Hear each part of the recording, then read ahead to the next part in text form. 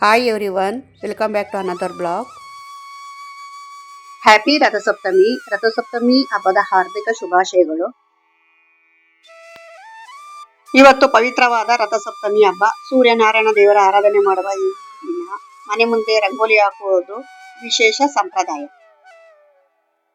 ನಮ್ಮ ರಥಸಪ್ತಮಿ ಸ್ಪೆಷಲ್ ಸೂರ್ಯ ರಂಗೋಲಿ ರೆಡಿ ಆಯ್ತು. ಸರಳ ಡಿಸೈನ್ ಆದ್ರೂ ಅರ್ಥ ತುಂಬಾ ದೊಡ್ಡದು. ರಥಸಪ್ತಮಿ ಅಂದರೆ ಸೂರ್ಯ ದೇವರ ಜನ್ಮದಿನ ಅಂತಲೇ ಹೇಳ್ತಾರೆ. ಹಬ್ಬದ ಮಹತ್ವವನ್ನು ಹೇಳುವುದಾದರೆ ರಥಸಪ್ತಮಿ ಅಂದರೆ ಸೂರ್ಯ ದೇವರು ಉತ್ತರಾಯಣದ ನಂತರ ತನ್ನ ರಥವನ್ನು ಉತ್ತರ ದಿಕ್ಕಿನಲ್ಲಿ ಸಾಗಿಸುತ್ತಾರೆ ಅನ್ನೋ ಸಂಕೇತ. ಸೂರ್ಯನ ರಥಕ್ಕೆ 7 ರಥಗಳು ಇವೆ. ಈ ದಿನ ಸೂರ್ಯ ಪೂಜೆ ಮಾಡಿದರೆ ಆರೋಗ್ಯ, ಆಯುಸ್ಸು, ಶಕ್ತಿ, ಸಮೃದ್ಧಿ ಸಿಗುತ್ತೆ ಅಂತ ಶಾಸ್ತ್ರಗಳಲ್ಲಿ ಹೇಳಲಾಗುತ್ತದೆ. ಹಾಗೂ ಸೂರ್ಯನಿಗೆ ಅರ್ಘ್ಯ ಕೊಡುವುದು ಒಂದು ವಿಶೇಷ. ಇದು ಬಹಳ ಪವಿತ್ರವಾದ ದಿನ. ರಥಸಪ್ತಮಿ ಸೂರ್ಯನಾರಾಯಣ ಆಶೀರ್ವಾದ ಪಡೆಯುವ ವಿಶೇಷವಾದ ಹಬ್ಬ.